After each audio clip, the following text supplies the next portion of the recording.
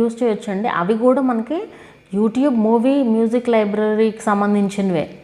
ఇప్పుడు మీరు అవే వీడియోస్ని యూట్యూబ్ ఆడియో లైబ్రరీలో, యూట్యూబ్ మూవీ మ్యూజిక్ లైబ్రరీలో, షార్ట్స్ మ్యూజిక్ లైబ్రరీలో చెక్ చేసినా కూడా ఆ వీడియోస్ ఉంటాయి. ఆ షార్ట్స్ అనేవి ఉంటాయి అన్నమాట. ఆ మ్యూజిక్ అనేది ఉంటుంది. సో దాన్ని యూజ్ చేసుకోవచ్చు, ఏమీ ఇబ్బంది అయితే ఏమీ లేదు.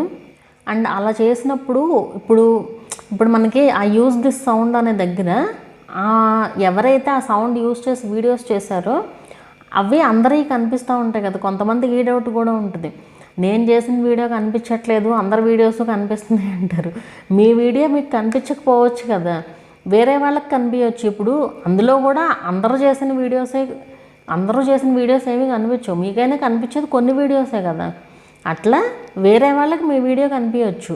సో అది యూజ్ చేసుకోవచ్చు అండి. యూజ్ దిస్ సౌండ్ నుంచి యూజ్ చేసుకోవచ్చు. అండ్ రెవెన్యూ కూడా సేమ్ మనకి నార్మల్గా ఇప్పుడు